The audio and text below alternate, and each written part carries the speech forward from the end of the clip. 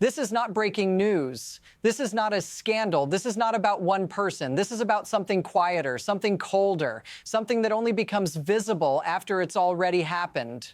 Right now, a system you were told was stable is moving underneath you, not collapsing, rerouting. Power is not being taken. It is being abandoned.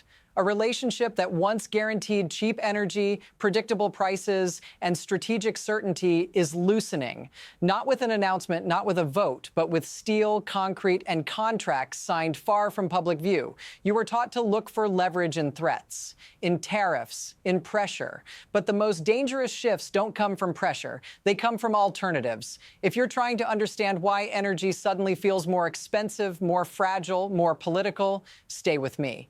Because the story doesn't start where you think it does, and it does not end where anyone is looking. This is the beginning of something that does not reverse. What actually controls this system is not elections, not speeches, not even policy. It's infrastructure. It's contracts measured in decades. It's physical direction. Energy power does not live in who buys the most. It lives in who can choose where to sell. For years, the system was built to move one way, south, cheap, predictable, automatic. That design created comfort, and comfort was mistaken for leverage. But leverage only exists when there is no exit, and exits are built quietly. When trade is weaponized, the system does not argue back. It simply looks for another route. Steel does not negotiate. Pipelines do not vote. Tankers do not care about press conferences. Once energy has somewhere else to go, pressure stops working. Threats stop landing. Demand stops commanding obedience. And that's the miscalculation. Because the moment alternatives become real, control shifts, not dramatically, not visibly, but permanently. And the shift had already begun before anyone noticed. The most dangerous changes never arrive as shocks. They arrive as updates, as efficiencies, as things that make sense at the time. Before, energy flowed because it always had, because it was easier, because everyone assumed tomorrow would look like yesterday. That assumption became policy. And policy became dependence. What changed wasn't volume at first, it was direction, small approvals, delayed objections, projects described as optional, transitional, not urgent. Before, supply moved through habit, now it moves through choice. Before, proximity meant power. Now distance does not. And here's the quiet part. Nothing broke. Lights stayed on. Bills arrived normally. Markets adjusted just enough to feel functional. That's how normalization works. By the time the numbers look alarming, the architecture is already set. Slow change is invisible while it's happening, but it's irreversible once completed. And when the system finally notices, it doesn't ask what changed. It asks why pressure no longer works. That question is about to matter. Then the numbers finally moved, not gradually, all at once. Energy flows that had been treated as permanent began to fall, not because of a shortage, not because of weather, but because the system no longer needed the same destination. Volumes dropped sharply, enough to force analysts to stop calling it fluctuation, enough to expose intent. This wasn't market noise, it was withdrawal. At the same time, something else happened, quietly, deliberately. A shipment left in a direction that had never mattered before. Not symbolic, commercial, locked in. This is where most coverage gets it wrong. They treat this as the story. It's not. This is a symptom surfacing, a stress fracture finally visible after years of pressure. Because while attention stayed fixed on tariffs and threats, the system was solving for something else entirely: optionality. And once optionality exists, dependence disappears faster than anyone expects. The shock isn't that supply fell. The shock is that it didn't have to come back. And now the clock starts moving. Here's the mechanism most people never see. Energy power is not about how much you consume. It's about who is forced to sell to you. For decades, one market absorbed excess supply. Cheap, close, reliable. That arrangement trained both sides, one to expect access, the other to expect compliance. But compliance is not loyalty. It's math. When new buyers appear, buyers willing to pay more, sign longer contracts, and demand less politically, the math changes instantly. Infrastructure locks that change in place. Pipelines determine direction. Terminals determine destiny. Once gas can move west instead of south, pressure stops functioning as leverage, because leverage only works when refusal is expensive. Now refusal is profitable. The benefit concentrates. Producers gain pricing power. Governments gain insulation. Risk is exported elsewhere. The cost diffuses. Consumers feel it slowly. Industries feel it unevenly. Politics lags behind reality. And here's the part that matters most. This system doesn't reverse with negotiation, because it's no longer negotiating, it's optimizing. And optimization doesn't respond to threats, it responds to alternatives. Then the pressure accelerates, demand keeps rising, quietly, relentlessly. Data centers, AI systems, export terminals, heating, supply does not rise the same way. It slows, it tightens, it competes with itself. Prices respond first.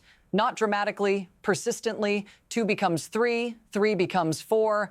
That difference doesn't sound political, but it is, because energy is never just energy. It's an input into everything. Factories feel it, utilities hedge late, producers delay commitments. No single decision causes the strain. Thousands of rational ones do. And once price volatility becomes structural, planning collapses. Long-term contracts weaken. Short-term fixes dominate. This is where systems start failing quietly, not with blackouts, with uncertainty. And uncertainty spreads faster than shortages ever do.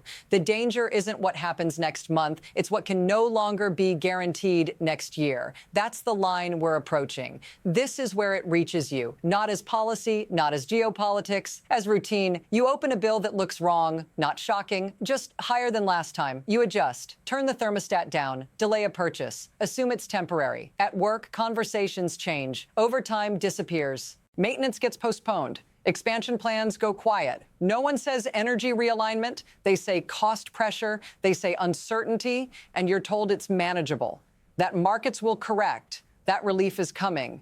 But relief only comes from flexibility. And flexibility was the thing that quietly left. This isn't about scarcity. It's about exposure. When the system absorbs shock by spreading cost, you carry a share, whether you voted for it or not. If this feels familiar, stay with me. Because what you're experiencing isn't the crisis. It's the adjustment phase. And adjustments always come before something bigger. This is where the story stops being domestic. Because energy doesn't move alone. It drags alliances with it. When supply reroutes, expectations follow, contracts harden, timelines stretch. Other countries notice the signal immediately. Not the speeches, the steel.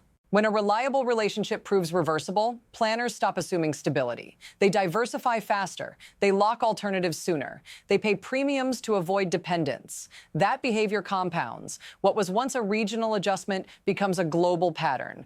More long-term contracts, less spot flexibility, more insulation against political risk. And here's the part no one announces. As markets fragment, coordination weakens. Price shocks travel further. Recovery takes longer.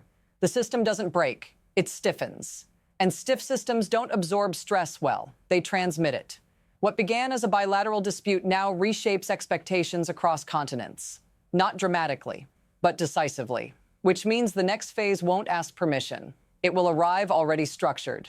From here, there are 3 paths. None of them restore the past. The first is adjustment. Markets adapt, prices stabilize higher. Industries reconfigure slowly. Energy becomes a managed constraint rather than an assumed input. This path is survivable, but it accepts permanent loss of leverage as the new baseline. The second is erosion. Volatility persists. Investment hesitates. Short-term fixes replace long-term planning. Costs accumulate quietly until competitiveness thins out sector by sector. Nothing collapses, but capacity drains away. The third is rupture. A shock lands at the wrong moment. Weather, politics, infrastructure failure. With no slack left, the system reacts sharply. Prices spike, decisions harden, emergency tools get used again. None of these paths require intent. They require momentum. And momentum already exists. The question is not which path is chosen, it's which one is already being built underneath public debate. Because once a system commits to a direction, choice becomes narrative, not control. There is no ending here, only exposure. What's been set in motion doesn't resolve with a deal, a vote, or a headline, because the shift that matters already happened out of view. Energy didn't leave. Dependence did. And once dependence is gone, power doesn't come back by asking for it. The system will keep doing what systems do. Optimizing, rerouting, reducing risk where it remembers pain. You will keep being told this is temporary, that prices will normalize, that stability will return. Maybe some of that happens, but what will not return is the assumption that pressure guarantees compliance, that proximity ensures loyalty, that leverage can be recreated on demand. If you want to understand what comes next, not just here, but across trade, technology, and security, you can't watch the noise. You have to watch the structure. That's what we'll keep doing. Because the most important shifts don't announce themselves. They just move and leave everyone else adjusting behind them.